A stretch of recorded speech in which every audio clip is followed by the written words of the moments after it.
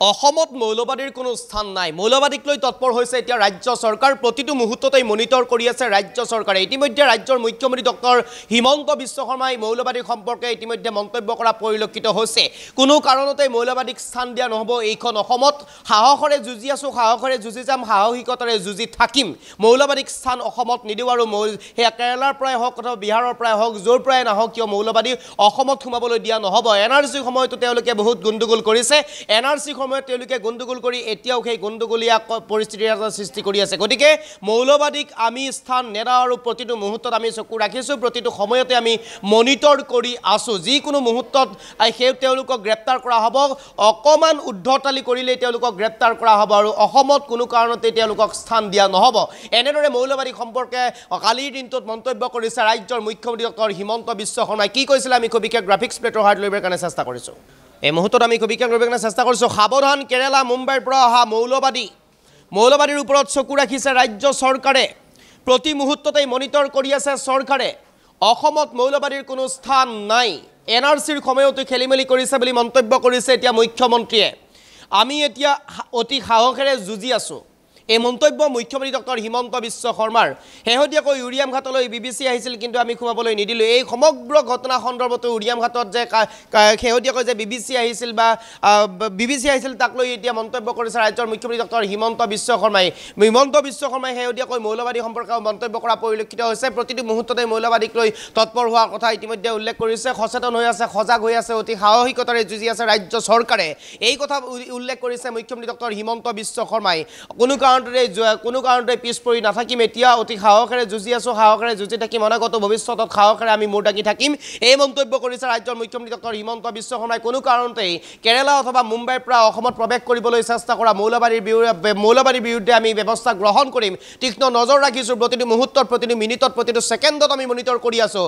অতি শীঘ্ৰেই সেইসকল লোক গ্ৰেপ্তাৰ হ'ব যিসকল লোকে অসমত উদ্ধতালি কৰিবৰ কাৰণে চেষ্টা কৰিব, যিসকল লোকে আইনৰ ঊৰ্ধত যাব, যিসকল লোকে আইনক নামানিব, সেইসকল লোকক অতি সোনকালেই গ্ৰেপ্তাৰ কৰা হ'ব। তাৰ বিকল্প ব্যৱস্থা একো নাই। গ্ৰেপ্তাৰ কৰা হ'ব, গ্ৰেপ্তাৰৰ বিকল্প কোনো নাই বুলি ইতিমধ্যে মন্তব্য কৰিছে ৰাজ্যৰ মুখ্যমন্ত্ৰী ডক্টৰ হিমন্ত বিশ্ব শৰ্মাই। কৈছে আমি সাহসেৰে আগবাঢ়ি আহিছোঁ, সাহসেৰে যুঁজি থাকিম, সাহসেৰে যুঁজি যাম। এই মন্তব্য হিমন্ত বিশ্ব শৰ্মাৰ। আৰু এনেদৰে কালিৰ দিনটোত মন্তব্য কৰিছে মৌলবাদীক লৈ। ইতিমধ্যে সাৱধান হ'বলৈ সকিয়নি প্ৰদান কৰিছে। যিকোনো মুহূৰ্ততেই গ্ৰেপ্তাৰ হ'ব পাৰে, যিকোনো মুহূৰ্ততেই কঠোৰ হ'ব পাৰে ৰাজ্য চৰকাৰ। আৰু ইতিমধ্যে ইয়াক লৈ মন্তব্য কৰিছে ৰাজ্যৰ মুখ্যমন্ত্ৰী ডক্টৰ হিমন্ত বিশ্ব শৰ্মাই। কালিৰ দিনটোত কি মন্তব্য কৰিছিলে মুখ্যমন্ত্ৰীগৰাকীয়ে এই মুহূৰ্তত আমি শুনাই ল'ব বিচাৰিছোঁ। তেতিয়া চৰকাৰে এইবিলাক ঘটনাৰ ওপৰত চকু ৰখা নাছিলে, যেনেকৈ মই হৰ্ষ মণ্ডলৰ ওপৰত কৈছিলোঁ। এইবাৰ প্ৰত্যেকজন ব্যক্তিৰ ওপৰতে আমি চকু ৰাখিছোঁ। আৰু কোনোবাই এক কদম নিয়মতকৈ আগত গ'লে ইয়াতে এৰেষ্ট হ'ব। কোনোবাই যদি প্ৰয়োজনতকৈ এক কদম বেছি ৰাজনীতি কৰে, এৰেষ্ট হ'ব তেওঁলোক। কোনো মৌলবাদী ব্যক্তি সি লাগিলে কেৰেলাৰ পৰা হওক, মুম্বাইৰ পৰা হওক, দিল্লীৰ পৰা হওক, অসমত প্ৰশ্ৰয় দিয়া নহ'ব। তেওঁলোক হৈছে মৌলবাদীৰ শক্তি, যোনে নেকি এই ঘটনাবিলাক ৰক্ষণাবেক্ষণ কৰে। NRCৰ সময়ত আপোনালোকে বা আমি গম নাপালোঁ, তেওঁলোকে মই ইছলাম উদ্দিন, মোৰ দেউতাৰ নাম ৰহিম উদ্দিন, হাইলাকান্দি ভোটাৰ লিষ্টৰ পৰা উলিয়াই লৈ আহিলে যে দেউতাৰ নাম ৰহিম উদ্দিন। এই ল'ৰাজনে ক'লে যে মোৰ দেউতা মাৰ মিলন হ'ল। আপোনালোকে বহুত নিউজ কৰিছিল যে পুতেক বাপেকৰ মিলন হ'ল। আপোনালোকেও নিউজ কৰিছে যে 40 বছৰ পিছত দেউতাক মাকৰ, পুতেক জীয়েকৰ মিলন হ'ল। এইবিলাক পুতেক জীয়েক নাছিলে। যিহেতু নামটো একে, এই নামটোৰ তেওঁলোকে এডভান্টেজ লৈছিল। সেই কথাবিলাক আমিও সহজ সৰল মানুহ, এনেকুৱা যে কৰিবতো আমিও নাজানো। এতিয়া এই গোটেই ঘটনাবিলাক পোহৰলৈ আহিছে। যোৱা 5 বছৰত এনেকুৱা বহুত ঘটনা আমি গম পালোঁ। আজি আমি সুপ্ৰিম কোৰ্টকো ক'ব ৰেডি হৈ আছোঁ। যিজন বাপেক পুতেকৰ মিলন হ'ল, যিজন মামাক ভাগিনীয়েকৰ মিলন হ'ল, আচলতে বাপেক পুতেক নহয়, মামাক ভনীয়েক নহয়, ভাড়াত অহা দেউতাক। কাৰণ নামবিলাক একে।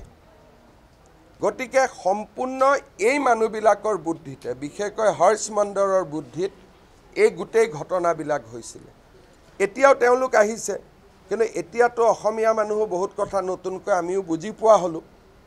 NRCৰ সময়ত যদি বুজি পালোহেঁতেন, আমিও প্ৰতীক হাজেলাক বহুত বিশ্বাস কৰি থাকিলোঁ, ঘটনাবোৰ ধৰাত নপৰিল। এতিয়া এই গোটেই পদে পদে আজি কেৰেলাৰ পৰা কোন আহিছে, কালি মুম্বাইৰ পৰা কোন আহিছে, মই নিজে ট্ৰেক কৰি আছোঁ। আৰু আজিও BBC টিমো আহিছিল উৰিয়াম ঘাটত, আমি সোমাব দিয়া নাই। একেবাৰে ক্লিয়াৰ কথা যে ফৰেষ্টত সোমাব আগত পাৰ্মিশ্যন লাগিব ৱাৰ্ডেনৰ পৰা। পাৰ্মিশ্যন নহ'লে ই লাগিলে BBC হওক CNN হওক, কোনো কথা নাই। গতিকে আমি অত্যন্ত সাহসেৰে এইবাৰ কাম কৰিছোঁ। আৰ পাৰ লৰাই এখন আমি লৰি আছোঁ। এইবিলাক চাওক, এইবিলাকৰ বিষয়ে আপোনালোক সাংবাদিক পঢ়িব। এইবিলাক এদিনতে উত্তৰ দিব নোৱাৰি, এইবিলাক ডাঙৰ একোখন কিতাপ হয়।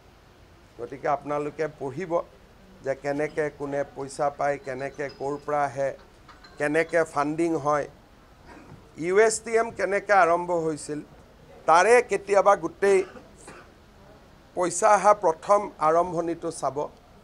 তেতিয়া আপোনালোকে দেখিব সেইটো পইচা ক'ৰ পৰা আহিছিলে। যেনেকৈ এজন আমাৰ MPৰ ফুড ফৰ ফাৰ্ম বুলি এটা NGO আছে, সেইটো জৰ্জ চৰেছৰ পইচা দি আৰম্ভ হৈছিল। মই ডাইৰেক্ট কৈ আছোঁ, মোৰ ওপৰত কেছ দিলেও কেছ দিওঁ। গতিকে এই কথাবিলাক অসমক লৈ বহুত ৰাজনীতি হৈ আছে। আগতে ময়ো গম নাপাইছিলোঁ, হেল্থ মিনিষ্টাৰ দৌৰি থাক, ভিতৰত সোমাব পৰা নাছিলোঁ। এতিয়া কেন্দ্ৰীয় চৰকাৰ আৰু আমাৰ মাজত সহযোগিতা বৃদ্ধি হোৱাৰ কাৰণে এই কথাবোৰ আজিকালি আমাৰ নজৰত আহে। আমি তৎকালীনভাৱে ব্যৱস্থা ল'ব পাৰোঁ। নহ'লে ইমান দিন চাপৰৰ সন্মুখততো ডাঙৰ লাইন পাতি গ'লহেঁতেন। ইয়াক ঘৰ দিয়া, তাক মাটি দিয়া, তাক ফৰেষ্টৰ দখল কৰা। BTADৰ ঘটনাৰ সময়ত যিমান মানুহ ওলাই গৈছিল, পৰৱৰ্তী সময়ত তাতকৈ বেছি মানুহ আহি সোমাই থাকে।